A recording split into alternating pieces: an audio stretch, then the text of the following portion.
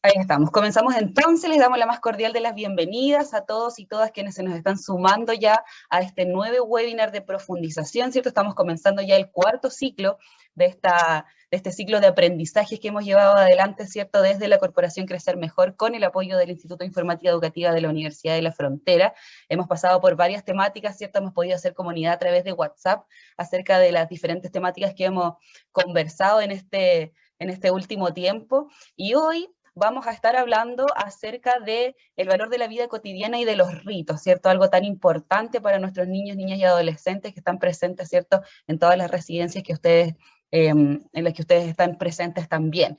Así es que comenzamos ya con este cuarto webinar de profundización, es el último, ¿cierto? De este ciclo, así que los invitamos a todos y todas a estar muy pendiente de la conversación que vamos a tener hoy día con una invitada muy especial, que ya se las presenté, ¿cierto?, antes de comenzar formalmente, pero se las voy a presentar nuevamente. Ella es María Paz Badilla, es psicóloga clínica y es terapeuta familiar, es cofundadora y actual directora de la Fundación Ideas para la Infancia, psicóloga clínica, como decía, de la Universidad Central, diplomada en parentalidad positiva, terapeuta familiar y de parejas en el Instituto Chileno de Terapia Familiar. María Paz, te damos la más cordial de las bienvenidas, muchas gracias por estar con nosotros. Este es el webinar de profundización, como decía anteriormente, y aquí están presentes algunas de los equipos, ¿cierto?, que están presentes en las residencias que trabajan con niños, niñas y adolescentes, así que te agradecemos por estar con nosotros, te damos la bienvenida y aprovecho de que le dejo un saludo antes de que comencemos ya con la presentación como tal. ¿Cómo estás, María Paz? Hola, ¿cómo están todos, todas? Bienvenidos y bienvenidas al espacio. Bueno, primero agradecer la invitación. Creo que estos espacios de encuentro son absolutamente necesarios para detenernos, para pensarnos, para entender quizás desde lugares distintos el trabajo que hacemos, que a veces en la contingencia diaria tenemos pocos espacios para poder repensar nuestras prácticas y para poder de alguna u otra manera también conectar con colegas que están trabajando desde los mismos propósitos que tenemos nosotros, que finalmente son asegurar la protección, el bienestar de niños, niñas y adolescentes y sus familias también. Así que un honor, siempre es un privilegio enfrentarme a un grupo humano tan potente, con esas convicciones que uno dice hoy día además son tan necesarias a propósito de los desafíos que estamos viviendo como país. Y nada, vengo con ganas de encontrarme con todos y todas ustedes y con ganas también de aprender de sus experiencias y espero ahí dejar alguna semillita sembrada como para volver a revalorar ese trabajo tan importante que están haciendo ahí en las residencias en las que ustedes trabajan. Así es, pues nos quedamos con esa invitación entonces a hacer una pausa, ¿cierto? A sentarnos, a poder poner atención a lo que María Paz nos tiene para contar hoy día, ¿cierto? La idea es que podamos hacer este ciclo de reflexión a través de este webinar, a través de esta horita o tal vez más, si es que nos vayamos a pasar, ¿cierto? En torno a lo que nos va a conversar María Paz. Saludar también a Daniela Vergara, ¿cierto? Que viene llegando por ahí desde la Corporación Crecer Mejor, a la Marcia también estaba por ahí, ¿cierto? Marcia Valdés, la directora de la Villa Jorge Urbana, a Claudia, por supuesto, a Verónica, todo el equipo de la Corporación Crecer Mejor, también está, veo por ahí, aparte del equipo del Instituto de Informática Educativa de la Universidad de la Frontera, así es que los invito a, por una parte, a encender sus cámaras, en el caso de que puedan, ¿cierto?, para que podamos generar ahí una conversación más bien fluida. La idea es que, en base a lo que nos va a contar María Paz hoy día, podamos generar una conversación tal vez luego de la presentación, así que los voy a invitar ahí a poner atención, a dejar sus preguntas tal vez en el chat, o también vamos a abrir la palabra al final de la presentación de María Paz para que podamos conversar en torno a lo que ella tiene para contarnos hoy. Así que ahí los invito para que después podamos tomar un par de fotitos y puedan encender sus cámaras y para que esto sea interactivo, en el fondo para que sea una reflexión entre todos, ¿cierto?, en torno a esta temática tan relevante que nos toca hoy día, ¿cierto?, que es acerca del valor de la vida cotidiana y de los ritos. Así es que nos ponemos cómodos, ¿cierto? Y empezamos ya con la presentación de María Paz. Te dejamos el espacio, María Paz, para que nos cuentes acerca de esta temática tan importante, ¿cierto? Sí, muchas gracias. Yo creo que la temática a la que me han invitado a abordar tiene mucho sentido en torno a lo que a mí también me hace mucho sentido como profesional y como profesional de formación de equipos y también como psicóloga en torno a lo que es el acompañamiento terapéutico del trauma. ¿no? Y es interesante pensar que a veces se producen esas sincronías.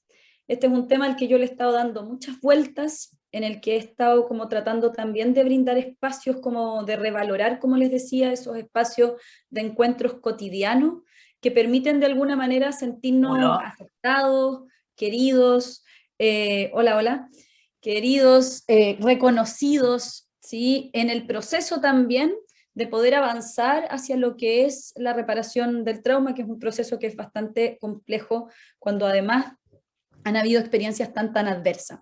Desde ese lugar, como les decía, es un privilegio que me hayan dado la oportunidad también de pensar un poquito más en esto, de darle quizás ciertas vueltas y de poder compartir hoy día con ustedes esta presentación que, como bien decía ahí Daniela, lleva por nombre el valor de la vida cotidiana y los ritos en los procesos de acompañar el trauma, ¿no?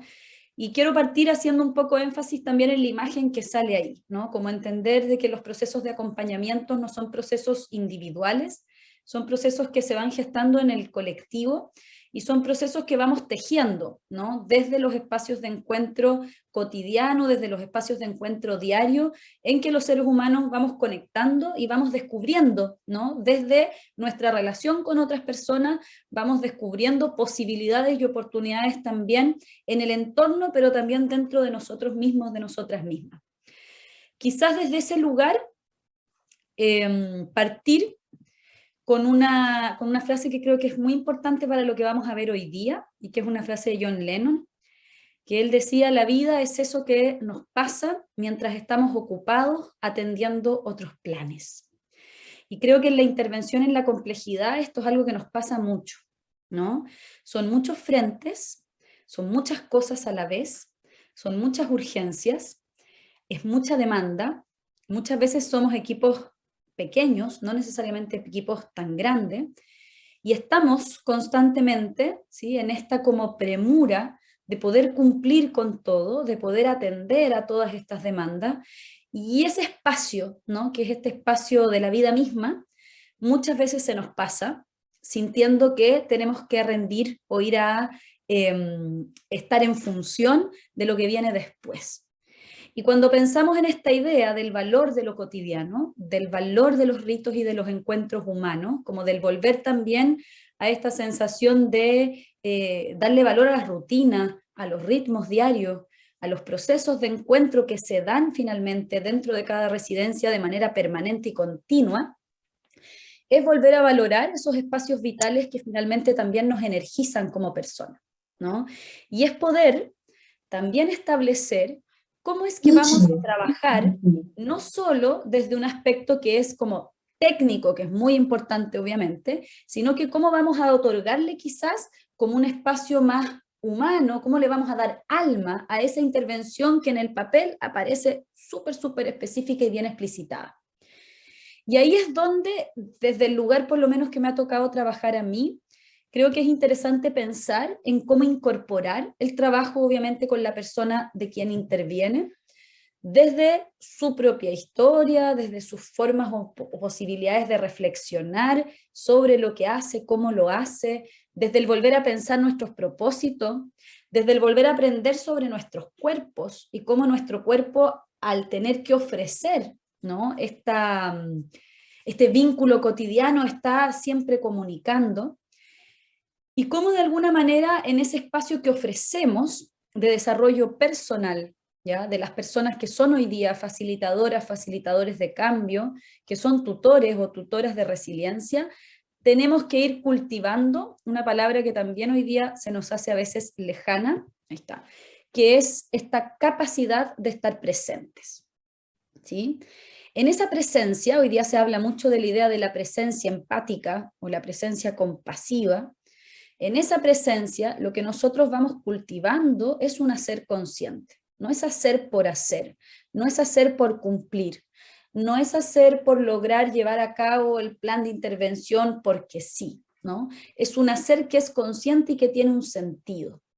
Y dentro de esta presencia, de este estar presente, de este ir como monitoreándonos durante el día y dándonos cuenta que nuestra acción en presencia es parte del proceso de intervención, Hay 4 desafíos que siento yo que uno tiene que plantearse cuando le vamos a dar a la cotidianeidad el valor terapéutico que tiene, cuando acompañamos a niños, niñas y adolescentes que han pasado por traumas complejos del desarrollo. Y son desafíos que, ojo, no son solo individuales, ¿no? Son desafíos que muchas veces también son parte de los equipos y son desafíos institucionales también, ¿no?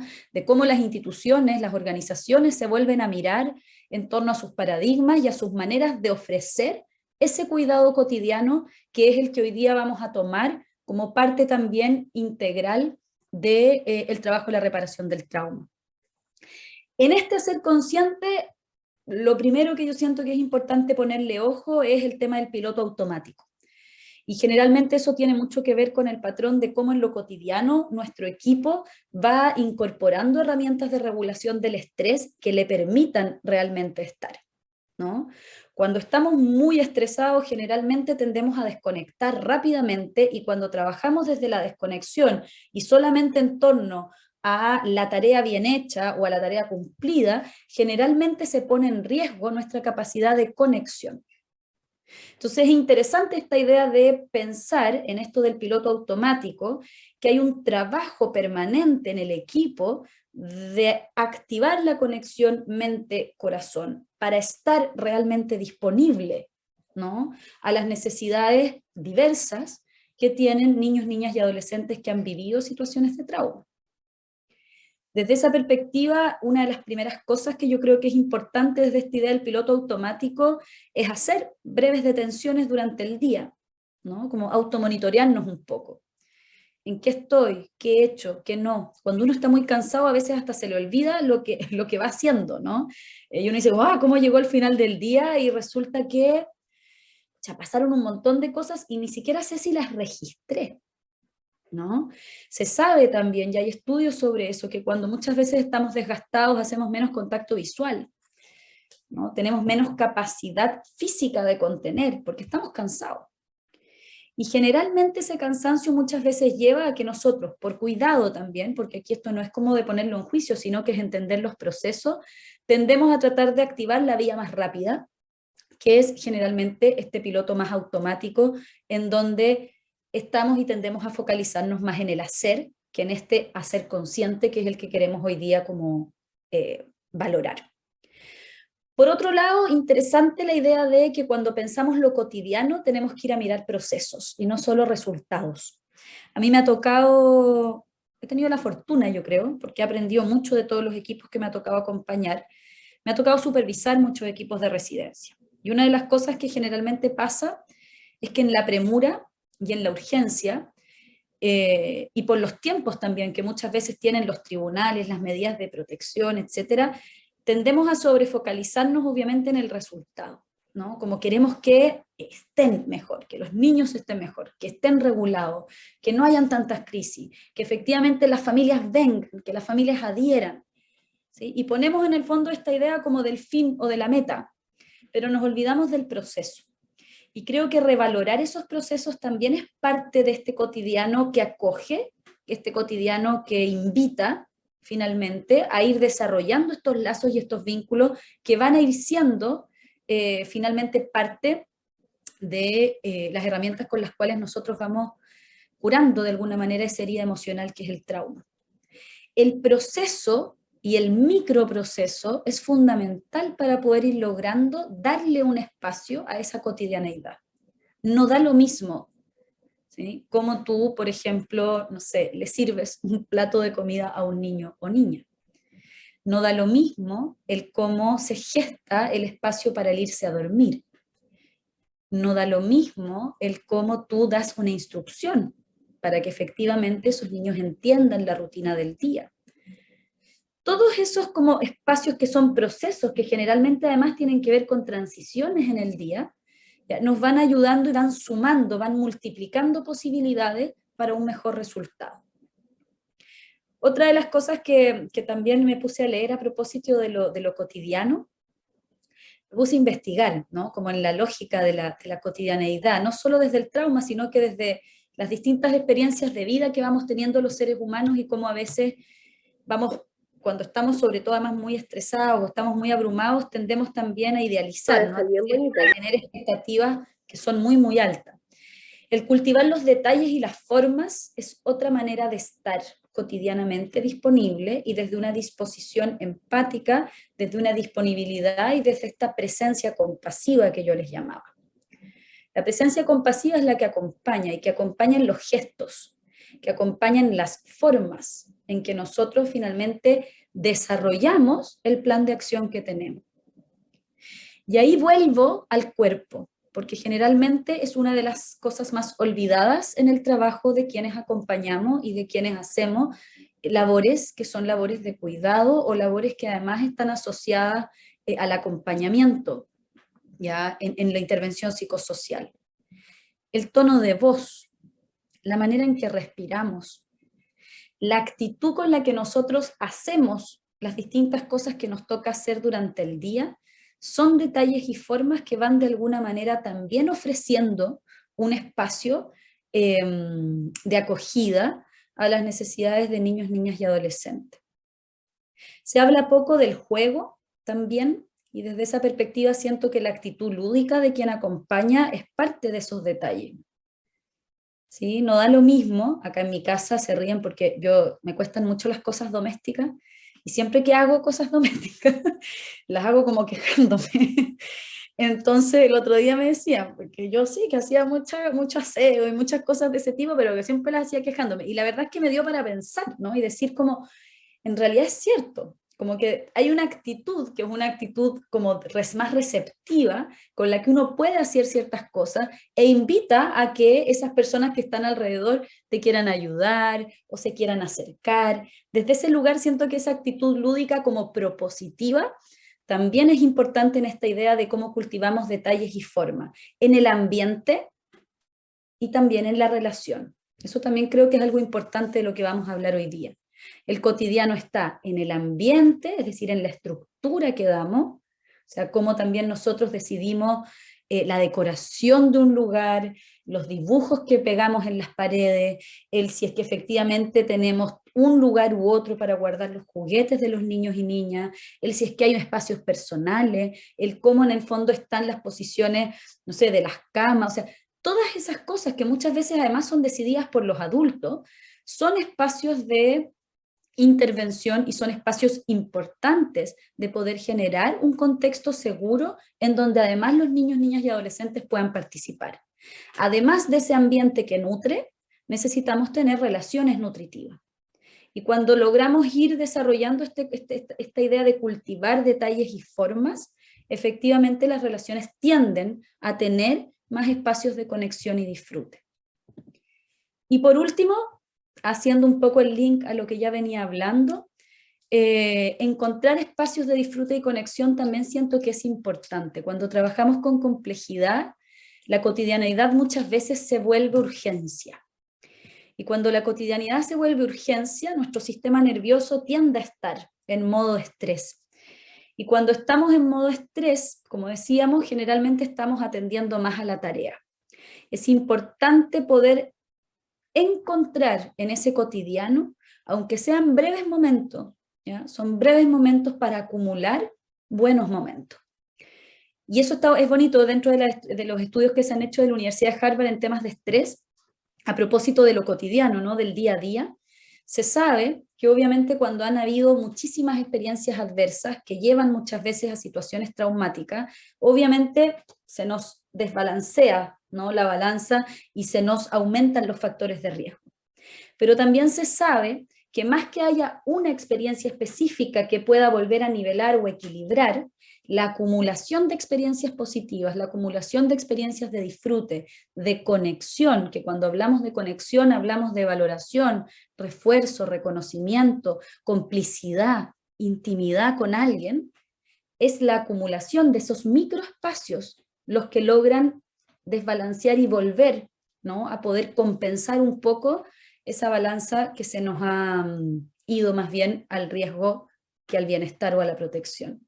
Y creo que ese es un hallazgo que es bien interesante, porque en el día a día, si tenemos, no sé, 10 horas, tenemos muchas oportunidades y puertas de entrada para ir contribuyendo en ese espacio cotidiano de como inyecciones, podríamos decir, de disfrute y conexión. Es decir, es tan importante el que un niño o niña tenga un plato de comida calentito como el que tenga espacios de juego, de risa, de disfrute, de diversión, de entretención y de sentirse querido y amado. Entonces es importante pensar, y quizás se los llevo como para que lo dejen y le den una vuelta, como qué acciones cotidianas son las que nos permiten también amplificar y intensificar ese disfrute diario.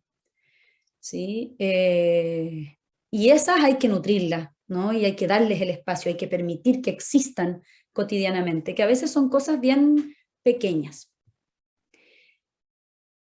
Me gustan las imágenes y pensaba cómo explicar, ¿no? O sea, cómo podemos mirar esta idea del proceso.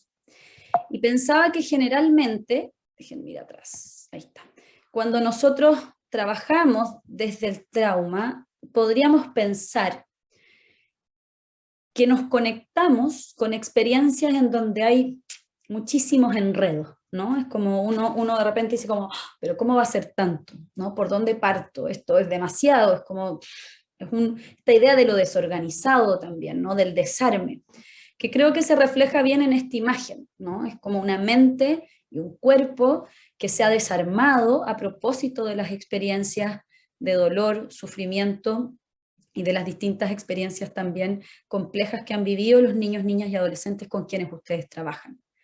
Y pensaba que, claro, nosotros queremos que de esa sensación de caos se pueda generar esta otra sensación como de calorcito, ¿no? De ya, la mantita ya hecha y como el orden y como la calidez, ¿no? Que tiene también cuando uno a alguien le pone una mantita encima y uno logra sentir que hay alguien disponible y preocupado por mí. Pero claramente esto no pasa de la noche a la mañana. Y cuando vamos a hablar de valorar la cotidianeidad, vamos a hablar de la imagen que está arriba, ¿no?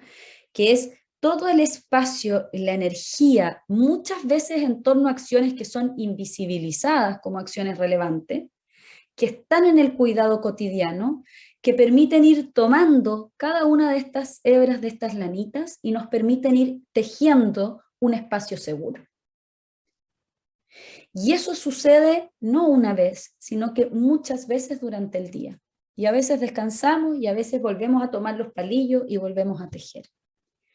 Y pensaba cuando buscaba la imagen cómo lograr, y creo que la imagen reflejó bien lo que quería, porque cómo lograr además que esto no es solo un tejido individual, es como cuando uno hace y dice, ya todos tejemos cuadraditos de lana, ¿no? Para poder armar una mantita que tiene la participación de las distintas personas que son parte de un equipo de trabajo en una residencia. Y ahí vuelvo a poner un punto, ¿no? Que es este punto de entender el carácter sistémico del acompañamiento que nosotros damos, explicitando además a nuestros equipos que no hay nadie más importante que otro, sino que más bien tenemos que entender cada uno qué parte de este tejido nos toca hacer, y cuando lo estemos haciendo, hacerlo en presencia, en conexión y con la convicción que esa acción cotidiana va a irse haciendo esta posibilidad de sumar y de ir multiplicando posibilidades para esos niños y niñas. Cuando trabajamos con el trauma, hay una frase de la Sandra Baita que a mí me quedó aquí. Uno finalmente tiene que pensar que lo que una relación dañó, a propósito del trauma complejo, solo otra relación lo suficientemente buena puede repararlo. Y esa es una cuestión que es bien interesante, porque el trabajo con el trauma no es en el fondo solo desde lo técnico o desde lo práctico. A veces hay personas que me dicen, pucha, pero es que yo no sé, no he estudiado, no. La base es la seguridad, y en la base de la seguridad es cómo nosotros humanizamos el trato hacia personas que han recibido maltrato. Y esa cuestión es bien interesante, porque también muchas veces uno piensa cuánto estamos invirtiendo realmente en aquellas personas que hacen ese trabajo. Y cuando digo invertir, no digo solo como desde el conocimiento, desde la capacitación o el curso, sino que estoy pensando como en el proceso de acompañar integralmente, ¿no? La salud mental, el desarrollo personal, la capacidad en el fondo de conexión de esas personas con su historia y desde ahí con los niños y niñas. Porque finalmente ese es el ejercicio de cómo nosotros vamos a ir tejiendo ese cotidiano, que la idea es que vaya de alguna u otra manera ofreciendo algo distinto a niños y niñas que han vivido situaciones traumáticas. Cuando nos enfrentamos al trauma, entonces nos enfrentamos a personas que, como decíamos, se ha derrumbado, se ha revuelto, como salía ahí en la imagen, el sentido de seguridad, ¿no? Y la visión de mundo es la que se transforma. Eso también es interesante cuando pensamos en el cotidiano. A veces la fijación del cotidiano está en la conducta de los niños y niñas, ¿sí? Que hagan ciertas cosas o que hagan otras. O que logremos que, por ejemplo, no se desregulen tanto. Pero se nos olvida que debajo de ese plano de conducta hay emociones y hay necesidades que nosotros tenemos que irnos siendo expertos en decodificar. A esa característica del interventor, facilitador o tutor se le llama sensibilidad. Nuestra capacidad de, en este cotidiano, ir leyendo constantemente ciertas señales, entendiendo que lo que ha pasado en la historia de estos niños y niñas es que ha habido un cambio en el paradigma con el cual llegaron al mundo. Todas las personas nacemos para conectarnos con otras personas, venimos formateados a eso. Y venimos formateados también para que nos cuiden, ¿no? Y efectivamente cuando nuestro mundo responde, nosotros vamos desarrollando esta certeza de que allá afuera hay un mundo que me entiende y está disponible para mí. Y que puedo confiar no solo respecto de que me van a contener, calmarse, puedo confiar en que hay una predictibilidad mínima para yo poder salir a explorar. ¿Sí? Es decir, hay un mundo que está estructurado, que está organizado. Cuando esto no ocurre y cuando nos encontramos además con acumulación de experiencias adversas en la niñez, con falta de espacios de contención, ¿sí? Cuando efectivamente en el fondo nos vinculamos con desprotección, ¿sí? El camino de la confianza se nos da vuelta y en el fondo lo que es más adaptativo además para esos niños y niñas es decir, bueno, aquí vale más desconfiar. O sea, la inseguridad me protege más y la desconfianza me protege más que la confianza.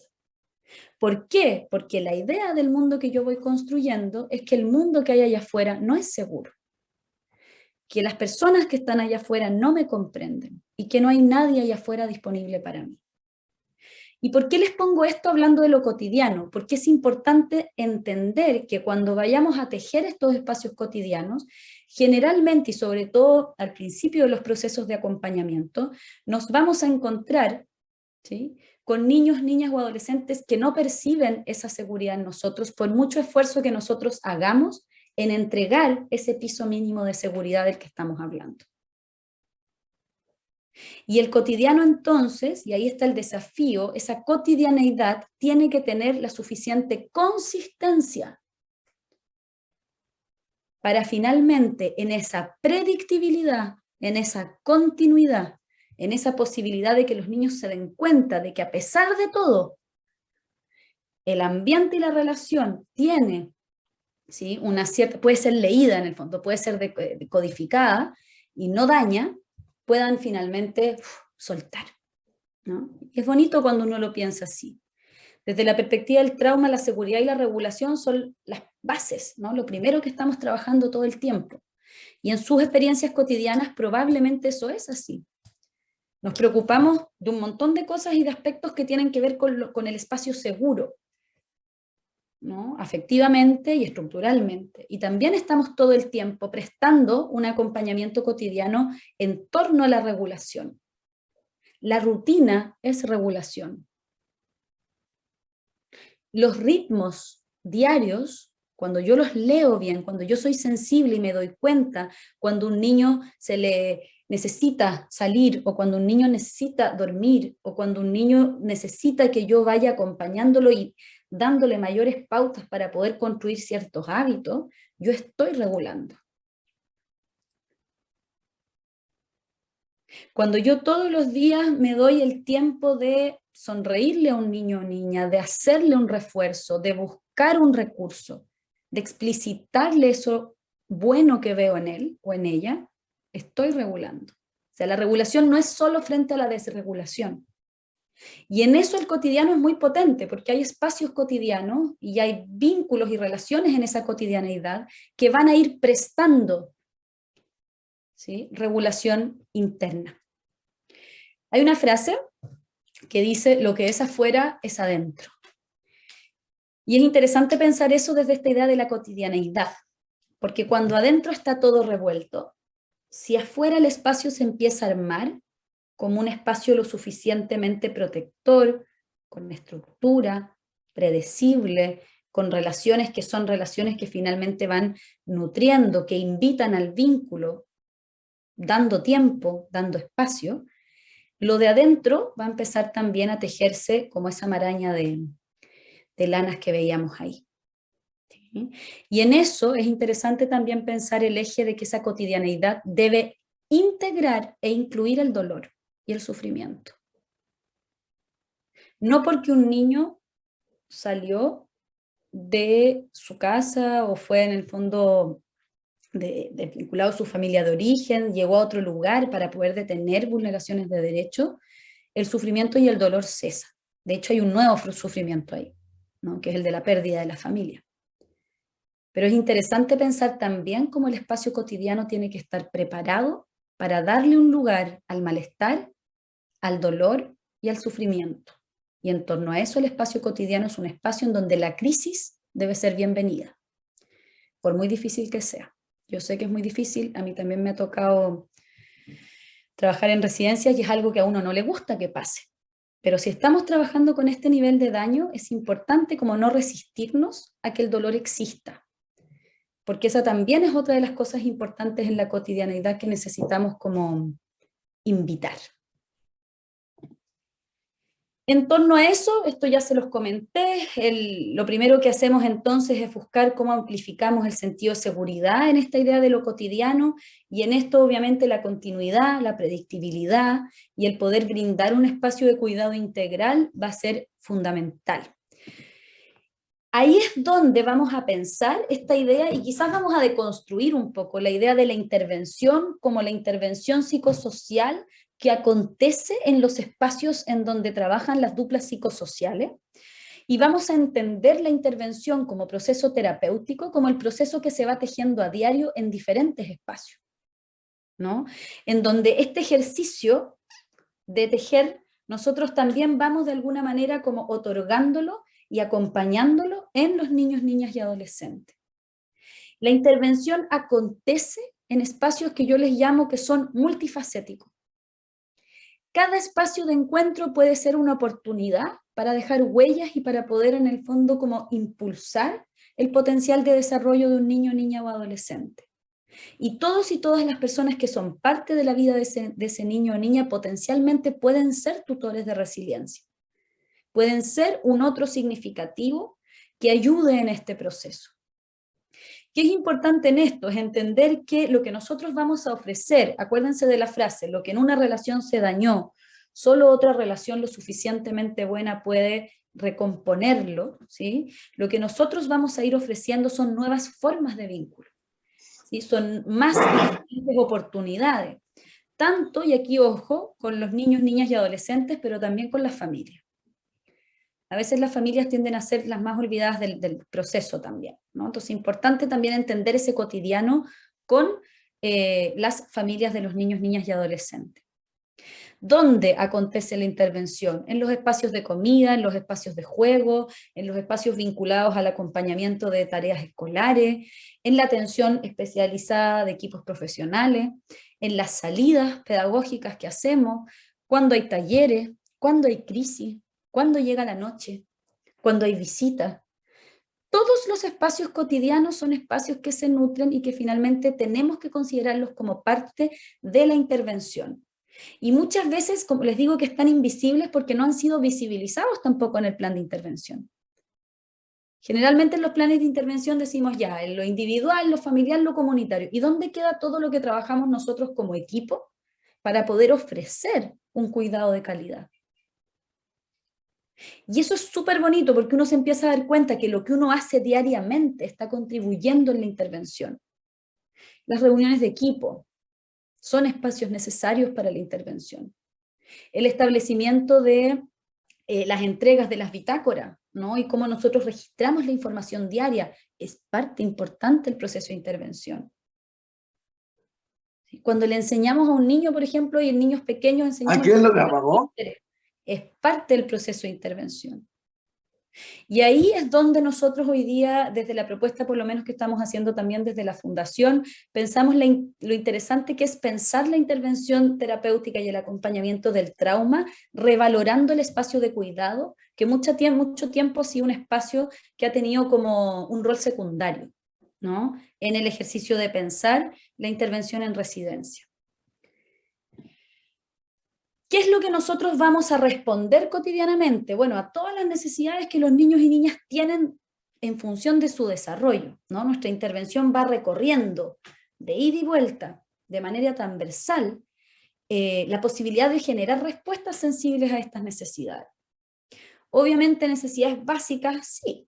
Nosotros decimos pan, techo, abrigo, que estén calentitos, que coman bien, que se nutran, que tengan un lugar seguro donde dormir. Es importante, sí, pero sin seguridad emocional, sin seguridad en el entorno, difícil que eso se pueda lograr. Necesitamos además, y vamos afianzando el afecto, la pertenencia. ¿Sí? La pertenencia también a la familia, ¿no? A la familia de origen. ¿Cómo hacemos que los niños y niñas no pierdan sus raíces? ¿Cómo en el cotidiano existen oportunidades también y deben existir oportunidades para hablar de esa familia? O para tener quizás, no sé, una fotito, para tener en el fondo algún recuerdo, para tener algo que también los lleve a poder conectar con esa pertenencia. Autoestima, valoración, comprensión, experiencias estéticas, la belleza en el mundo infantil es muy importante. No da lo mismo. Y en ese sentido no estoy hablando como desde lo estético y desde lo bello como algo que tiene que ser algo lujoso o caro, sino que en el fondo es como en el espacio en que muchas veces educadoras de trato directo transforman los ambientes, a ambientes que son posibilidades para que esos niños y niñas vivan un espacio que no han vivido antes. Ahora estamos en vísperas de Navidad, ¿no? Todo ese ejercicio que hacemos, de poner un arbolito, de decorarlo, de que hagan sus botitas, de que pongan las cosas, de que puedan en el fondo ellos participar de la decoración del ambiente. Es una experiencia estética que es importante en el desarrollo. Y no es hacerla solo porque a los niños les gusta. Es importante darle el valor de que ahí hay un acto terapéutico que va a quedar en la vida de esos niños cuando esos niños después sean grandes. ¿Sí? Es importante ahí como irle dando valor a esos microespacios. La experiencia humana entonces se va gestando en esta cotidianeidad, ¿ya? Y yo lo que las quiero invitar y los quiero invitar es como a volver a mirar eso que está pasando en el espacio cotidiano. ¿Cómo estamos viviendo las rutinas? ¿No? ¿Cómo son las rutinas? ¿Son rutinas que están más bien pensadas por los adultos o son rutinas que hemos podido adaptar o que hemos podido como también establecer en función de quiénes son los niños y niñas a los que nosotros acompañamos? ¿Sí? ¿Son rutinas que están claras o no para nuestros niños y niñas? Son rutinas que logramos hacerlas en coherencia con los distintos equipos o cuando en el fondo hay, por ejemplo, cambios de turno o cada persona está funcionando con sistemas que son distintos. ¿Sí? ¿Quiénes acompañan? ¿Quiénes son estas personas? Los niños uno de repente da por hecho, ¿no? Que como que uno los tiene que cuidar o acompañar. ¿Y cuánto conocen de nosotros? ¿Qué espacios hay para que nos conozcan? ¿Qué espacios tenemos? Y eso también es importante, revitalizar como los espacios de las conversaciones cotidianas que muchas veces se dan en los procesos de acompañamiento. A niños, niñas y adolescentes les gusta muchas veces cuando uno les cuenta las propias historias de cuando uno era niño, ¿no? Y ahí aparece como otra faceta de esta figura que cuida y que acompaña. ¿Cuáles son, y esto ya lo hablábamos, actividades que nutren? O sea, ¿cuáles son aquellas actividades que sí o sí tienen que estar? ¿Cuáles son esas actividades que ayudan a que realmente podamos en el fondo estar en conexión? Que nos gusten. Al que le guste, no sé, cocinar, al que le guste hacer esto, esto, otro, jugar al fútbol. O sea, hay actividades que cuando uno dice como que son intransables, no las podemos transar porque son sumamente importantes en nuestra vida cotidiana. Y cuando no están, se nos desregula todo, ¿no? Las cosas nuevas que vamos aprendiendo en el día a día, las conversaciones que vamos teniendo en distintos espacios, las cosas que vamos observando, y desde ahí está el rol de modelaje también, ¿no? Cómo se comporta el equipo, cómo se comunica el equipo. y lo que vamos sintiendo, que generalmente uno debiera ir haciendo como una especie de chequeo cotidiano y chequeo en distintos momentos del día. ¿Cómo estoy yo? Y cómo percibo que se sienten también las personas a las que estoy acompañando. ¿Sí? Eso es bien interesante porque desde el efecto de las crisis también muchas veces como la capacidad de anticiparnos es parte del proceso. ¿Sí? Bien. Cuando hay una regularidad entonces en los procesos diarios, podemos salir de esta zona de alerta y podemos comenzar a conectar con la zona de calma y de exploración. Y aquí les voy a dar quizás como el punto, como desde las neurociencias, ¿no? De por qué es importante la idea de lo cotidiano y por qué en lo cotidiano vamos nutriendo lo que vamos a llamar esta zona de calma o zona verde. Esto es parte de lo que se llama la teoría polivagal de Porges, y hoy día se ocupa muchísimo cuando trabajamos desde el trauma, y nos ayuda a entender, ¿no?, que las personas somos complejas, porque tenemos cerebros complejos y tenemos sistemas nerviosos que responden muchas veces involuntariamente a distintas situaciones durante el día, muchas situaciones que cuando haya más traumas pueden ser gatillantes de crisis o de desregulaciones. Cuando nosotros pensamos en esto en la vida cotidiana, generalmente las personas tenemos ventanas de tolerancia al estrés, que pueden ser más anchas o más chiquititas según las experiencias que hayamos tenido. Esa tolerancia, esa ventana de tolerancia al estrés es la que le vamos a llamar la zona verde, que es la zona donde efectivamente estamos bien, en donde percibimos bienestar, seguridad, calma, donde salimos a explorar, cuando tenemos espacio para, en el caso de los niños y niñas, jugar, conversar con otras personas, estamos motivados, estamos incentivados, ¿sí?, nos dan ganas de hacer cosas. Y tenemos ventanas de tolerancia al estrés, como les decía, que son distintas, diversas. Cuando pasa algo en el día que nos saca de esta zona verde, ¿ya?, en general los seres humanos tendemos a irnos primero a la zona roja, que es donde está esta zona más activa que tiene que ver con el sistema nervioso simpático, que es donde está esta como estrategia defensiva quizás más activa de lucha o huida, que generalmente la hemos ido conociendo. La pandemia ha ayudado mucho a que entendamos esto, porque nos ha pasado que hemos estado en estos estados como de estrés más permanente. Salimos de esa zona, entramos arriba, algo nos da rabia, por ejemplo. Cuando tenemos activos buenos procesos de regulación, logramos expresar esa rabia y podemos volver al verde. Cuando no tenemos suficiente capacidades de autorregulación, o nuestro cuidador, cuidadora, o en esta cotidianeidad de la que estamos hablando, no nos regula de buena forma, en general nos cuesta más volver al verde, y nos quedamos con el rojo encendido. Lo mismo pasa si la respuesta es más de miedo o de ansiedad, ¿no? Que lo mismo, si es que yo empiezo a sentir ansiedad o miedo, voy a buscar maneras de resolverlo para volver al verde. En el caso de niños, niñas y adolescentes, no tienen esas estrategias igual que nosotros los adultos para poder volver al verde. Generalmente necesitan de un otro que en su manera de acompañar los ayude a volver al verde. Cuando yo he estado demasiado en el rojo, hay un momento en que me canso. Hay un momento en que ya es como que digo, ya nada me sirvió, porque no vino nadie a acompañarme, porque no me regularon, porque en general la persona que debiera regularme más bien me hace sentir peor.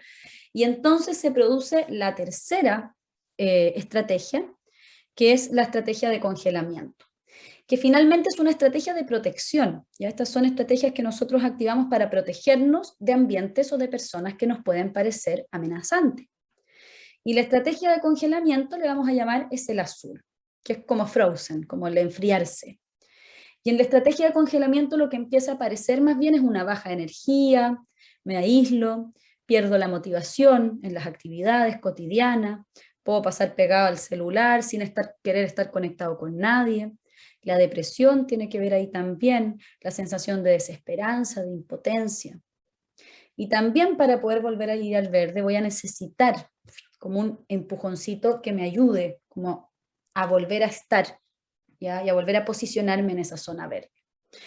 Esto en general lo vivimos todos y todas, pero cuando hablamos de los espacios cotidianos, le voy a dar especial valor a esa zona de calma y conexión.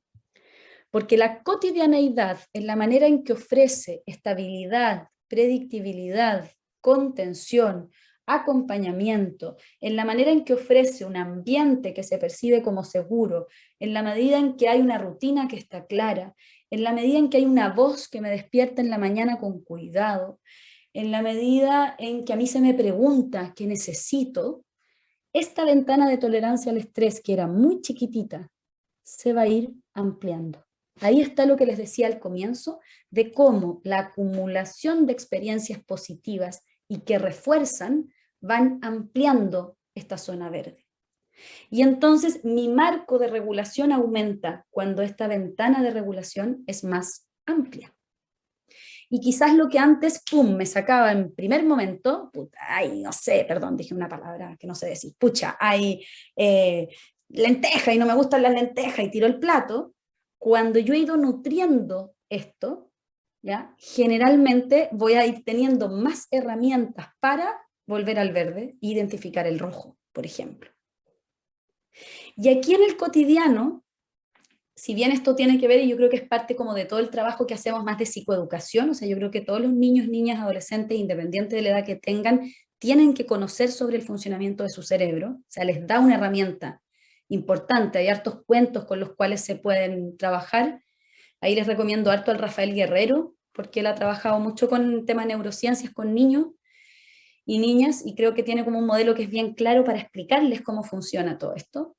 Además de lo psicoeducativo, lo que uno va haciendo en el cotidiano es que uno va ayudándoles también a como a darse cuenta, ¿no? De cuándo se enciende el rojo, de cuándo se enciende la luz verde, de cómo se van sintiendo. Entonces el cotidiano no solo es ofrecer, también es observar, también es monitorear, también es sintonizar, y eso también es intervenir. La intervención no solo es estar haciendo todo el tiempo acciones. La intervención puede ser niños jugando y yo observando, pero no observando cualquier cosa, entendiendo, ¿sí? Cómo se mueven, qué necesitan, en qué están, leyéndolos, para después poder usar eso en el proceso del acompañamiento de la rutina diaria. Entonces es importante esta idea porque a veces las expectativas que también tenemos de cómo debiese dibujarse el espacio de las rutinas o el espacio de los vínculos en la cotidianeidad es mucho más alta de lo que realmente los niños y niñas y adolescentes con quienes trabajamos pueden. Esta idea de bajar las crisis, por ejemplo, claro, es un resultado a largo plazo, pero en general tenemos que, lo que les decía, es estar preparados, que si tenemos ventanas de tolerancia al estrés muy, muy estrechas, van a haber muchas crisis. Y desde esa perspectiva, la crisis es parte del trabajo muchas veces de la intervención y tiene que ser parte también del trabajo cotidiano. La acción cotidiana se vuelve sagrada cuando logra ser reguladora de la experiencia emocional, es decir, cuando decimos cuando esté afuera, empieza a organizar lo que hay dentro. Y cuando en este dentro que está más organizadito, que entiendo más, que voy entendiendo los hilitos que estaban todos revueltos, puedo entonces también ofrecer cierta estabilidad afuera. Y en esta idea de lo sagrado voy a tratar de vincular todo lo que ustedes también probablemente hacen en torno a los ritos, ¿sí? Las celebraciones en la vida de los seres humanos son fundamentales. Y los ritos en ese sentido, desde las celebraciones, por ejemplo, los cumpleaños, celebraciones en torno quizás a logros que vayan teniendo los niños y niñas, el fin de año, la Navidad, etcétera, son celebraciones que tienen que tener ese potencial de ritual. Y el ritual tiene que ver con un hábito que se incorpora como tribu también, ¿no? Y eso también es interesante porque tiene que ver con cómo nosotros desde ese ritual ofrecemos, ¿sí?, una experiencia de encuentro a propósito de algo que es común, en este caso un cumpleaños, al año nuevo, etcétera. Y pensaba también cómo desde la experiencia de ustedes en el cotidiano tenemos que ir ritualizando quizás ciertos hitos del proceso de estar en una residencia que también son relevantes, ¿no? El ingreso de un niño al sistema residencial, todo lo que tiene que ver con los hitos que se van tejiendo también con las familias, cuando se va uno de los niños o niñas, ¿sí? Como también ahí tiene que haber una experiencia como ritualizada que se pueda compartir. El cómo ponemos en común finalmente algo que nos pasa a todos, pero que en vez de vivirlo solo en lo individual, lo entendemos desde lo colectivo. Y ahí esta idea como de lo sagrado de la acción y el encuentro cotidiano para mí toma mucha fuerza, ¿no? Como entender también cómo nosotros en nuestra capacidad de facilitar espacios, no solo qué hacemos, sino que cómo facilitamos espacios para encontrarse, vamos también modelando posibilidades de participación, de diálogo. La otra vez hablaba con una residencia en donde hacían asambleas, por ejemplo. Cuando pasaban ciertas cosas, ya en vez de dejar pasar el momento, se llamaba una asamblea y se hablaba de eso, ¿no? Esas asambleas pasaban a ser rituales, ¿no? Ritos dentro del proceso.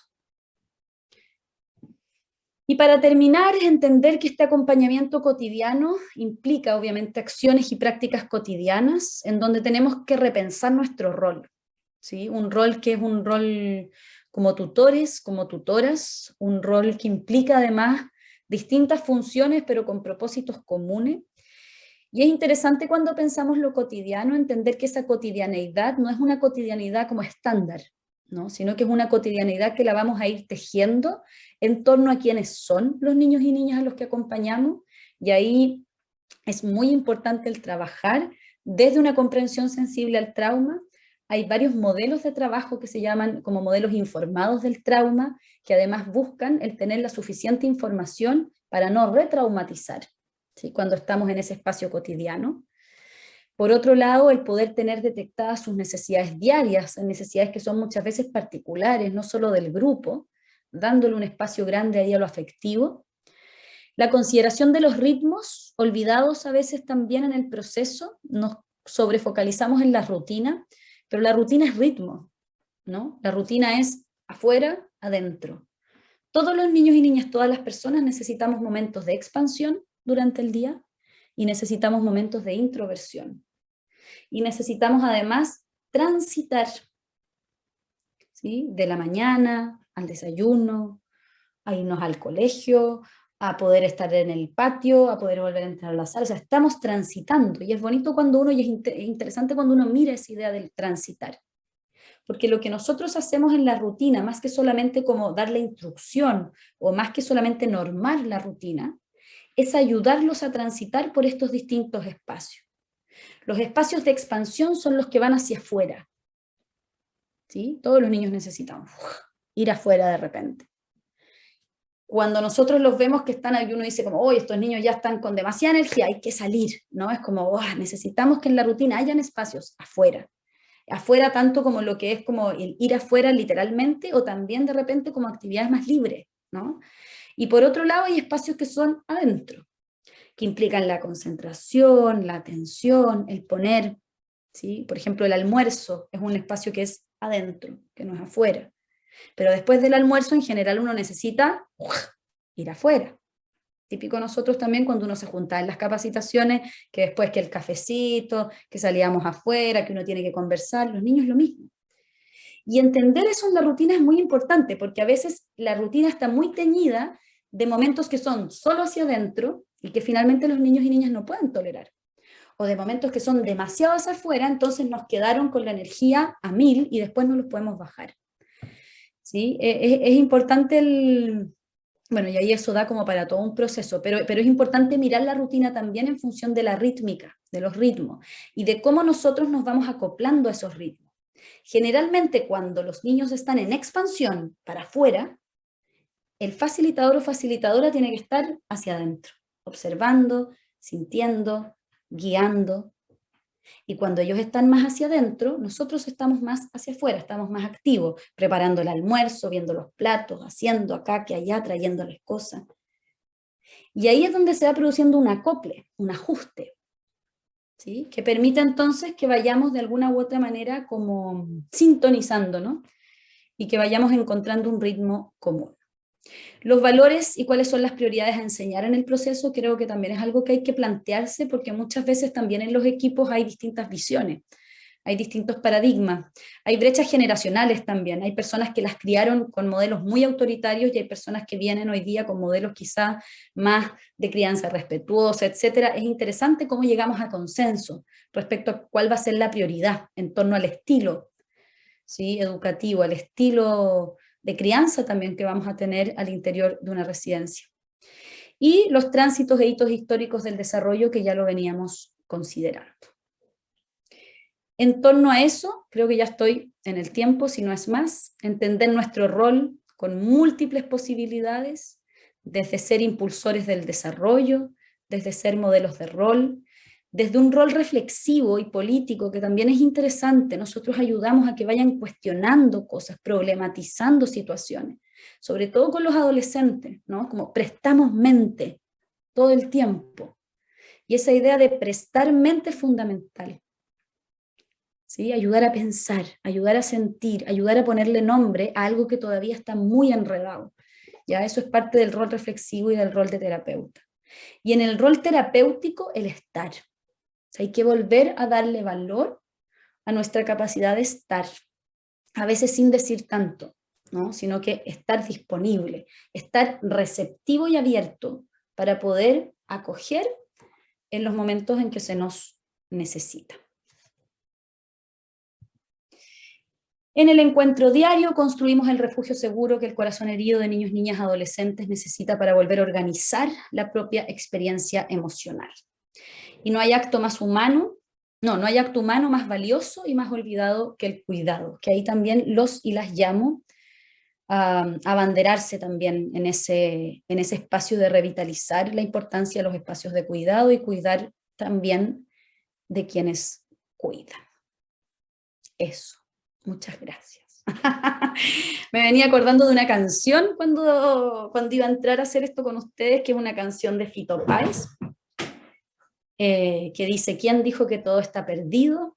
Yo vengo a ofrecer mi corazón. Y yo creo que esa actitud en el trabajo que hacemos es fundamental para poder mover algo que parece estar como así estático, ¿no? Y que a veces produce también frustración, produce desesperanza, y muchas veces nos lleva a la resignación tempranamente y desde ahí al desgaste profesional, y a veces querer dejar de hacer lo que hacemos.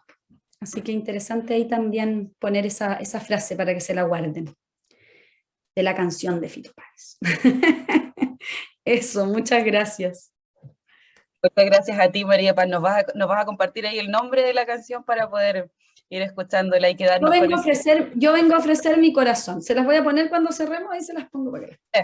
Perfecto, nos quedamos con ese compromiso de poder escuchar esa canción. Oye, María Paz, agradecer un montón por esta tremenda presentación. En lo personal me pasa que siento que es muy lindo poder hablar ya a este nivel del año, ¿cierto? O en este momento del año de este tipo de cosas, de la relevancia de tener rituales con los niños, niñas y adolescentes, ¿cierto? Y cómo la cotidianidad afecta o no en su quehacer. Así que agradecerte un montón por la presentación. Antes de pasar a las preguntas, porque yo me imagino que más de alguno de ustedes debe tener alguna pregunta respecto de lo que nos ha contado María Paz, quiero recordarles que necesitamos que llenen su formulario de asistencia, y se los acabo de dejar en el chat. Por favor, a todos los asistentes que puedan ahí completar su formulario de asistencia, perdón, que no se nos olvide antes de irnos. Así que, pasado mi dato, ¿cierto? Quiero abrir el espacio entonces para alguno de ustedes para poder hacer comentarios o para poder hacerle alguna pregunta a María Paz respecto de lo que nos ha contado. ¿Hay alguien que quiera comentar algo al respecto? La idea es que puedan abrir su micrófono y conversar, pues, conversar en base a lo que nos ha contado María Paz. ¿Hay alguien que se atreva por ahí? Atrévanse. Yo. Hola, María Paz. Dale, Sole, dale tú. Ya, María Paz, primero que todo agradecerte por esta exposición. La verdad es que yo creo que muchos de la residencia Villa Jorge Yarur nos sentimos súper reflejados con todo esto. Creo que vamos bien encaminados hasta el momento con todo lo que tú acá expusiste. Solamente quiero comentar, más que nada, nosotros acá en la residencia con las educadoras, justamente en estos últimos tiempos, le hemos dado harto énfasis al tema de las rutinas y la vida cotidiana. Siempre hemos hablado y con las educadoras y en general de que la intervención que ellas realizan es una intervención, mira, yo le digo intervención informal ya, porque creo que uno interviene en todo momento, ya en el pasillo, cuando se levantan, cuando se acuestan, el besito de buenas noches, y muchas otras cosas más. Y como que le damos harto énfasis como en la cotidianidad, porque pareciera también que desde afuera, ¿cierto? Como desde lo más profesional, hablo desde las tías, el trabajo como de la cotidianidad como lo doméstico, se viera un poco mermado, ¿cierto? Porque siempre asociamos la intervención como al setting, como a una salita, ¿cierto? Como algo así. Pero yo estoy convencida que la intervención que se hace como a mayor cabalidad con que tú puedes trabajar es justamente en la cotidianidad, en el día a día. Cuando tú le enseñas a una niña, por ejemplo, a lavar su ropa interior, a ordenar su closet, cuando le cuentas un cuento en la noche, cuando le das la bendición, ¿ya? Yo, todo esto que te menciono son las cosas que hacemos nosotros en la residencia, como ejemplo. Y me siento como súper orgullosa porque cuando tú lo planteas de esta manera, creo que nosotros, por eso digo, vamos bien encaminados en este sentido. Y más que nada agradecer tu exposición y bueno, un poco hacer énfasis más que nada al resto de las residencias igual, que yo creo que uno se tiene que centrar y focalizar sobre todos los que trabajamos en la cotidianidad con las niñas, en la intervención informal, le digo yo. Es la intervención que tú, que las niñas aprenden mucho más, mucho más. Y justamente lo otro que me hizo mucho sentido, y para cerrar, es el tema de las rutinas y como de la estructura. Nosotros también acá hablamos harto en la residencia del orden, del orden interno de la niña, pero para ordenar una niña, ¿cierto? Sobre todo cuando viene ingresando, uno primero tiene que ordenar desde afuera. ¿Y cómo ordena uno desde afuera? Desde la rutina. Cuando tú le das una rutina establecida, ¿cierto?, a una niña, de manera lenta y paulatina, no te vas dando ni cuenta cómo esa niña se va ordenando internamente. Así que muchas gracias y pucha, se hizo súper corta la exposición. Podría, sí. Ahí importante, sabes que me hiciste pensar en dos cosas. Uno, es como esta idea de las rutinas, ¿cachai? Como de también uno, en esto que yo decía, me ha tocado harto trabajar ahora con educadoras y una de las tareas que ellas valoran es esto de estar observando, como su capacidad de observar, ¿no? De entender lo que pasa como en el contexto, de ir leyendo situaciones. Y creo que eso es bien interesante respecto a las cosas que nosotros vamos ofreciendo, porque efectivamente cuando uno va leyendo, que es esta capacidad más reflexiva, podemos ir determinando quizás temas que van siendo desafíos también para los niños, niñas y adolescentes. Y eso puede llevar, no sé, a que nosotros digamos, ¿sabéis que ya vamos a hacer, todos los viernes ven una película, elijamos esta película y no otra, porque del tema que tiene nos va a ayudar para que podamos ir trabajando ciertas cosas, ¿no? Lo mismo cuando uno dice, bueno, puede que hayan, no sé, niños, niñas que estén con dificultades de convivencia. Bueno, busquemos espacios como para poder salir y salgamos efectivamente tratando de mediar con aquellos que necesitamos que se acerquen, que es parte de esta idea de cómo ustedes están evaluando también, desde esa observación sensible, posibilidades para poder ir en esa rutina, que es una rutina que generalmente es bastante como estable, ir incorporando elementos que responden a las necesidades particulares y a las temáticas que están como más activas en esos niños, niñas y adolescentes que pueden ser además muy diferentes en torno a las edades que tienen y a los lugares en los cuales también ustedes están. Entonces creo que eso es bien, bien importante también, como pónganle esta imagen como de que van sacando fotos, es como esas cámaras de fotos que uno saca la foto y las fotos, ¿cómo se llaman? No me acuerdo. Pero que la foto sale al tiro y uno dice, ah, ya, está pasando Polaroid. La Polaroid, eso, vamos sacando como la instantánea. Las Polaroid del día, ¿cachai? Y en esa Polaroid del día, entonces esa foto instantánea, vamos entendiendo cosas para poder ofrecer desde la rutina y desde el acompañamiento cotidiano cuestiones que estén en pertinencia a los momentos en los que están los niños y niñas. Eso creo que es súper, súper importante como de sumarle también. Y lo otro que decías, creo que aquí hay un trabajo súper importante que hacer también con las duplas psicosociales y con los equipos profesionales, que es como cómo equilibrar el espacio también, en torno a estas intervenciones que ocurren, no en todos los contextos, no en todas las residencias, pero sí es importante que hay espacios en donde sí todavía está muy separado y hay como una brecha entre lo que es el trabajo del equipo técnico y el equipo de trato directo.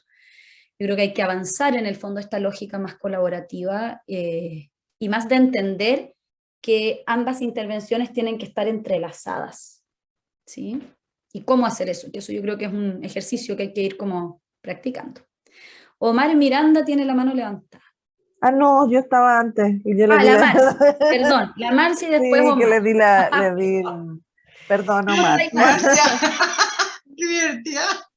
Bien, Marci. Perdón, es que yo No, no, estaba, está bien. le Está había bien, dado sí. No, está bien, está bien. sí, que además después se me va la onda y todo mal. Ya te estoy tratando de concentrar. No, también me sumo, María Paz, agradecer en el fondo tu exposición. Ojalá tuviéramos más tiempo para poder hacerlo. Y claro, que hay muchos desafíos de coordinación, muchos desafíos de cómo hacerlo mejor, porque creo que nosotros hemos avanzado mucho en eso, pero siempre está un poco cómo ir mejorando en esto. Y en eso me surge, que es algo que yo siempre he creído, que finalmente nosotros, mucho de lo cotidiano tiene que ver con acciones muy genuinas que hacemos en el fondo todos los que trabajamos en la residencia. Creo que no son actos en el fondo, no es como una estrategia como cuando uno, como lo decía la Sole, que uno llama a la niña al setting y uno la sienta y tiene en el fondo una planificación, un objetivo y una estrategia súper pensada, sino esto es algo que cotidianamente en el fondo hacemos y que son en el fondo muchas acciones, digamos, o no acciones, que se hacen genuinamente, ¿no? Porque te nacen, porque uno las cree, más allá de ser algo tan pensado. Entonces, desde ahí, cómo, un poco como equipos nos cuidamos de que esas acciones justamente apunten a esto, porque podrían apuntar también por otro lado, a propósito del cansancio, a propósito del estrés, a propósito del agote, cómo vamos mirando para que justamente nuestros actos cotidianos, genuinos, apunten en el fondo a la vinculación, al cuidado, en el fondo a la resignificación, digamos, bueno, a todo lo que tú mencionabas anteriormente, como para generar en el fondo un contexto cálido, amoroso, preocupado y cariñoso para las niñas. Yo he ido comprendiendo esos procesos y en eso como estoy cada día más fan de las neurociencias, porque he ido comprendiendo esos procesos a propósito de tres cosas. Uno es cómo cuando uno trabaja con el trauma se instala también en los equipos de trabajo. Y que eso es algo de lo que hay que hacerse cargo, en torno a cuáles son los espacios de descarga y de deposición del malestar, del dolor y del sufrimiento del equipo. Más allá como del autocuidado, sino que dónde encuentra refugio y seguridad y regulación el equipo que tiene que entregar seguridad y regulación a las familias y a los niños y niñas. Y esa es una cuestión que es bien interesante porque desde las perspectivas del trauma, el trauma se instala, ¿no? Es como que se encapsula. Y muchas veces equipos que tienen mayores dificultades en su propia gestión, ya sea en la comunicación, resolución de conflictos, etcétera, son equipos en donde hay cosas que no se hablan, o hay en el fondo energía que está comprimida, ¿ya? Y eso yo creo que es importante como que puedan haber espacios para hablar del lado oscuro del trabajo que también hacemos. Porque en general, cuando algo se excluye, aparece por otro lado, y en la lógica del trauma también es así. Cuando tú tratas de no hablar del trauma o del dolor, el dolor y el trauma se va a manifestar desde distintos lugares que a veces no son solamente como la sintomatología más como explícita. Lo otro que creo que es importante y que tiene que ver con estudios que ha hecho una doctora que se les recomiendo, que es la Nazaret Castellanos, es que hoy día se sabe la conexión que hay entre el cerebro, el corazón y la respiración. Y ahí es donde yo hago este llamado de volver al cuerpo para no perder lo genuino. Cuando nos ponemos demasiado racionales desde una razón que es práctica, generalmente para poder funcionar sostenidamente así, tenemos que desconectarnos del plano emocional. Un cerebro sano es un cerebro integrado. Y un cerebro integrado es un cerebro que logra captar sensaciones, emociones, pensamientos y reflexión. Entonces, es importante en ese sentido como yo ahí creo que son mini espacios que uno va teniendo en el día como para volver al cuerpo. Yo generalmente, por ejemplo, hago siempre cuando estoy así como muy arriba, me toco el pecho, como que vuelvo a conectar con los latidos del corazón. Y como que me acuerdo que estoy acá, ¿cachai? Que soy un cuerpo. y me empiezo a dar cuenta que la respiración la tengo muy arriba, y entonces le estoy hablando a las personas demasiado rápido. Yo soy muy rápida, pero más rápido de lo que soy. Y desde ahí en el fondo es como que estoy con la vista puesta en lo que estoy haciendo y me están hablando y no estoy teniendo contacto visual. Entonces es interesante pensar cómo el estrés cuando irrumpe pone en riesgo el flow, que se llama, que es el flujo de la experiencia. Y para volver al flow, yo tengo que volver a mí primero. Y una vez que vuelvo a mí, puedo volver a conectar. Y por eso es tan importante esta idea del rol de la persona que acompaña. No es como por la fijación de trabajar con la persona del interventor, sino que tiene que ver con que tú estás trabajando con... Esto es la herramienta de trabajo, ¿cachai? Yo soy la herramienta de trabajo. Con eso genuino, con esa creatividad, con ese ritmo, con esa capacidad de entonar la voz cuando cuento un cuento. Con esa capacidad de cuando el niño está ahí lejos, pegarle una mirada, cerrarle un ojo y hacerle sentir que va bien. Pero cuando se produce como el cortocircuito interno, perdemos eso. Porque estamos en el rojo y a veces hasta en el azul. Los equipos que trabajan en protección se van al azul, fácil, porque pelean y salen a pelear mucho. Entonces se cansan rápido. ¿Ya? Y ahí yo creo que esa es una cuestión que está pendiente. Yo de repente siento que es como... A mí me da rabia cuando uno tiene como que ponerlo en lo individual, como cada uno se hace cargo, porque siento que hay una responsabilidad que también es institucional, política, social, respecto de quienes ejercen estos roles de cuidado. Pero sí creo que en primera instancia es cada uno hacerse la pregunta de cómo vuelvo a mí cuando me pierdo. ¿Qué me sirve para como volver a reconectar? Es como cuando uno carga el celular. Uno dice, oh, me quedan 2% de batería.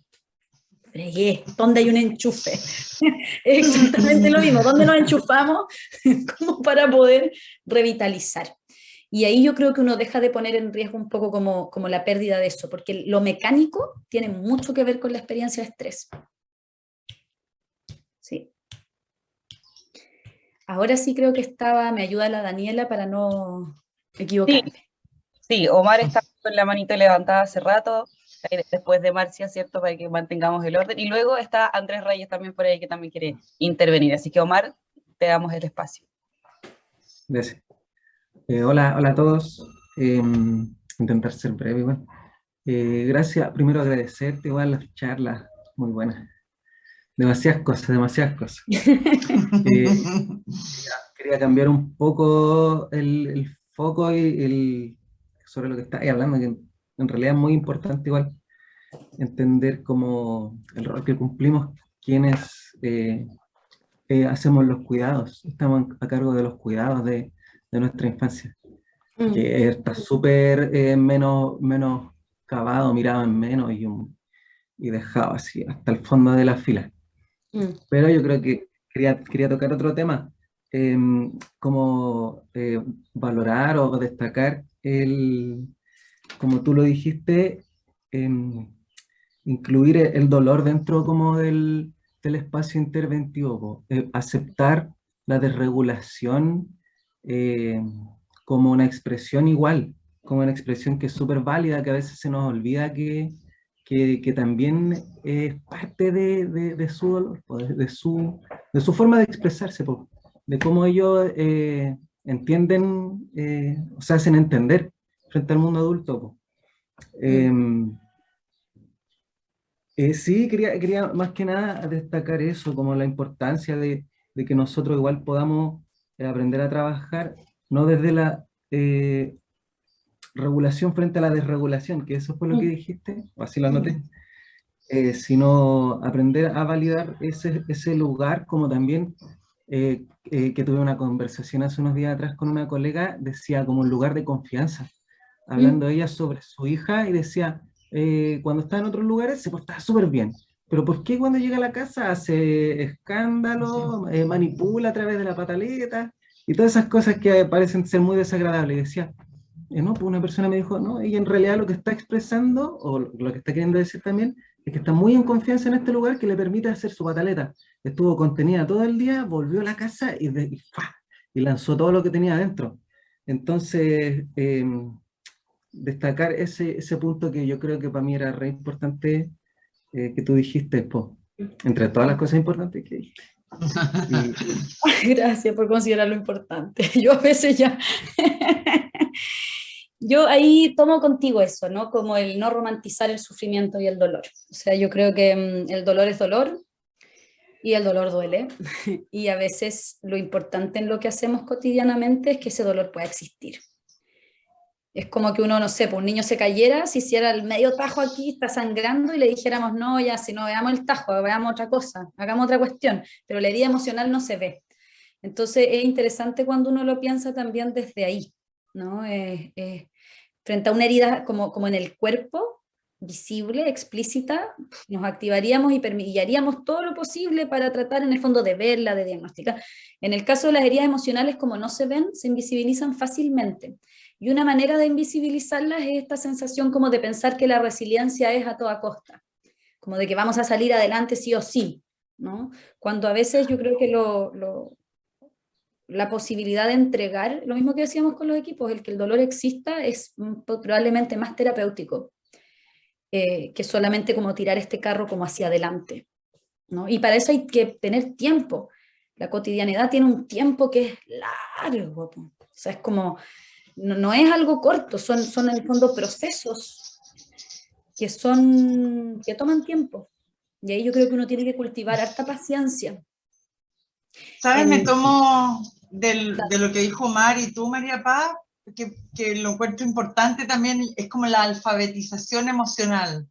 También devolverle en preguntas y ponerle nombres a las cosas, a la pena, a la rabia, al por qué siento lo que siento y por qué puedo tener derecho a sentirlo. Ahora, otra cosa es cómo lo manifiesto, y esta alfabetización emocional que les permite ampliar el rango verde, ¿no? Y aproximarse de mejor manera a su ranguito verde.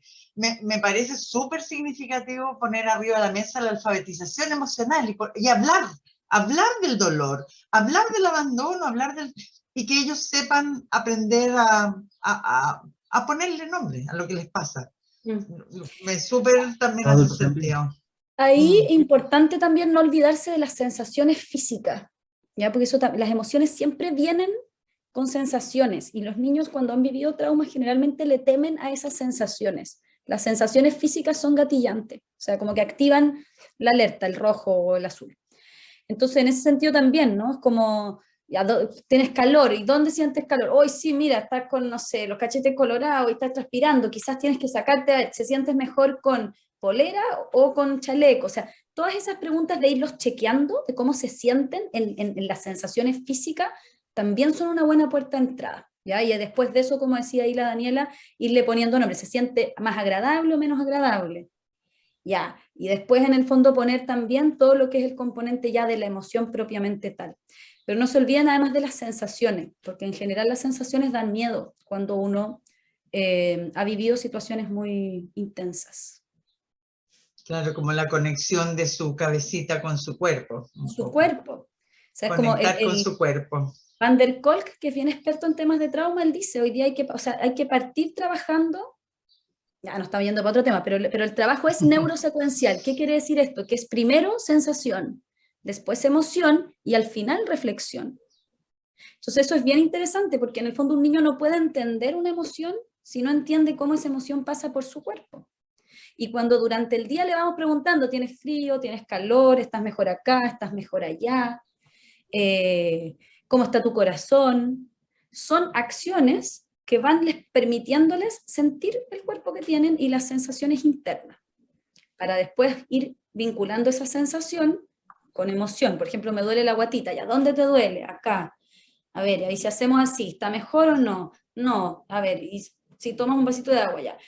¿Y cuándo más te ha dolido la guatita? No, me duele la guatita. ¿Será que tienes también penita? ¿Cómo es la pena? Y ahí uno va como armando un poco como estos diálogos de alfabetización emocional que tienen que incorporar la experiencia como completa, ¿no? Yo creo que eso también es bonito cuando uno les va enseñando de sus sensaciones.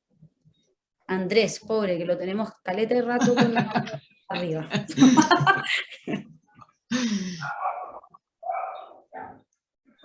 No, está mudo. Andrés, está silenciado. Ahí estamos. Eso, ahí.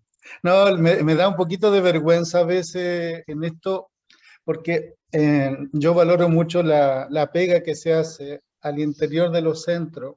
Yo soy un viejo educador, pero que ya tuve como 27 años más o menos en el trabajo con infancia y adolescencia, con desadaptación social, pero hace ya muchos años que estoy en otras trincheras, pero de lo mismo, formador de formadores. Entonces, a veces es tan fácil desde acá hablar, porque yo me acuerdo estando en el cotidiano, era tan complejo como esa madeja que tú mostrabas.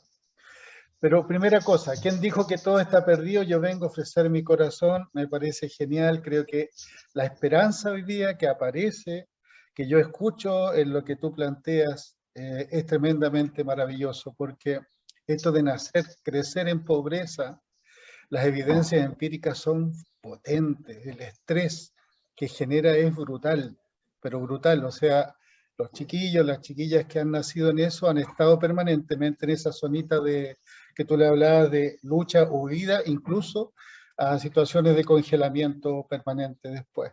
Entonces, es tan fuerte, como lo decía Harú en el otro encuentro, nuestras niñas, nuestros niños son como Mowgli, ¿cierto? Que aprendieron estrategias adaptativas maravillosas, pero en otro contexto. Entonces vienen a la residencia y no funcionan las cosas. Entonces, yo quería ahí colocar el acento en la persona que acompaña, ¿cierto? Como tú decías, la principal herramienta es la persona que está acompañando. Hoy día también la evidencia nos dice que efectivamente, cuando decía que una relación dañó algo, otra relación suficientemente potente, buena, puede repararla. Y ahí la persona de quien está en el aquí, en el ahora, en el cotidiano, efectivamente no solo es importante, sino que es fundamental, ¿ya? Y eso implica, también pensaba yo, cómo yo conozco a estas niñas, pensando en niñas, para hacerlas y generarles desafíos estimulantes para ellas. Pero para eso también debo conocerme yo. ¿Cuáles son mis fortalezas, mis intereses, mis vulnerabilidades, mis necesidades? Para poder también tener un mínimo, no sé, de pararme acá para estar con el otro, de centrarme de mí e ir a la otra persona, ojalá lo más que se pueda, ¿ya? Y lo que tú nos decías, pues porque somos completitos, como dice la señora Castellano, ¿cierto? Cerebro, respiración, corazón, somos enteritos nosotros. Entonces, yo ahí veía que un desafío potente también tiene que ver con que este es un encuentro humano primero. Primero es humano, 100% humano, pero es humano especializado, donde el cotidiano, el aquí y el ahora, se haga con sentido, ¿ya? Y eso implica también una coherencia técnica al interior de los equipos, que a mí por diversas supervisiones también me ha tocado a veces que hay una demasiada desconexión entre el equipo que le llaman técnico y el no técnico, ¿ya? Entonces, yo creo que ahí se debe imbricar más, ¿ya? Y yo escucho a los equipos técnicos y me dicen, sí, pero es que lo que pasa es que las educadoras no tienen formación. Entonces la educadora después le pregunta, ¿y por qué yo hago esto? Bueno, lo hago porque creo que es bueno, ¿ya? Pero no sabe la razón, el sentido profundo que tiene al interior. Si ellas supieran que que hoy día la terapia no está funcionando, si no funciona la terapia del cotidiano, que esa es la que más funciona, y cuando la terapia del cotidiano tiene sentido, se ordena, funciona con la otra terapia o con la farmacología, lo que uno quiera colocar, ¿ya? Entonces yo veo ahí como los caminos, ¿ya? Y yo me quiero quedar en la esperanza de la infinita posibilidad de cambio, la esperanza de que de verdad hoy día veo hombres y mujeres que tienen un corazón enorme, que están buscando junto con eso incorporarle tecnología también a este caminar, ¿ya? Y por eso yo me vanaglorio de darme este espacio para escucharte, estimada, porque creo que por ahí vienen los caminos. Vamos haciendo camino al andar, esto está en proceso, como dicen los periodistas. Yo quería esto, decirlo, es bien como desde el alma, desde el corazón, ya, y colocando un poco de conexión también con el cerebro. Y muchas gracias, de verdad, muchas gracias. Pues gracias a ti, y honrar también todos esos años de experiencia. Yo creo que también los años de terreno, de alguna u otra manera, van enseñando, a veces mucho más, y probablemente harto más que todo lo que uno hace como desde la teoría. Yo de repente digo como, oh, quiero aprender, mejor hay que ir a meter las patas al barro para aprender, porque se aprende mucho mejor, y más rápido, y más barato.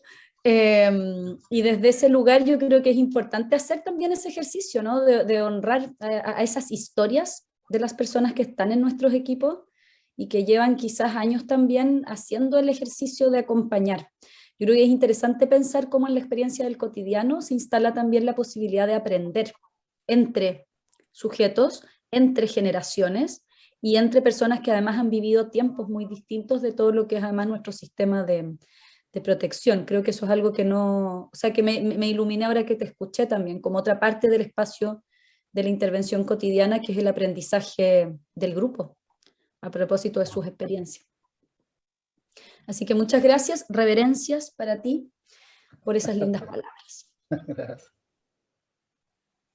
Escucha, que Antante igual pregunta, o sea, bueno, este es el último webinar de este ciclo, pero esperamos hayan muchos más en el futuro y poder seguir explorando, compartiendo experiencias prácticas y ciertamente, María Paz, todo tu conocimiento y claridad para exponer, o sea, un regalo. Yo lo puse en el chat y ahora que lo puedo decir, un regalo tenerte acá y para los equipos. Ojalá esta grabación también se pueda difundir y los equipos puedan volver a mirarlo, porque además yo creo que en la línea que tú decías, el tema no es solo el autocuidado, sino como la institución cuida a su gente, ahí también hay un camino que tenemos que recorrer y explorar. Así que, nada, mil gracias.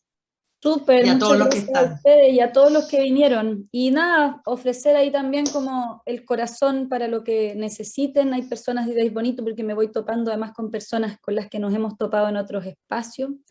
Así que nada, construir comunidad. Esta es una comunidad de aprendizaje y espero que eso también siga como, uno queda como un poco conectado. Son hilitos que nos van conectando y que nos van encontrando en distintos contextos y situaciones. Así que gracias por también haber pensado en mí y en la Fundación para este espacio. Gracias. Bien, pues nos quedamos ahí conectados entonces, seguimos haciendo comunidad a través de WhatsApp. La idea es que de aquí en adelante podamos seguir conversando acerca de lo que nos plantea María Paz, de poder intercambiar experiencias, ¿cierto? De ir comentando, qué sé yo, de lo que hemos conversado hoy día y cuáles son los desafíos que nos plantea para adelante, ¿cierto? El tema de los rituales y de la cotidianidad que de repente puede sonar muy fácil, pero en la práctica, pues que es complicado llevarlo, ¿cierto? A la realidad. Y ahí queda nuestro desafío entonces, y sigamos haciendo comunidad, como dicen ustedes, nos vamos quedando conectados, seguimos aprendiendo uno del otro. Así que ya en función del tiempo vamos a dar ya por finalizado este webinar. Los invito nuevamente a completar el formulario de asistencia que está ahí en el chat.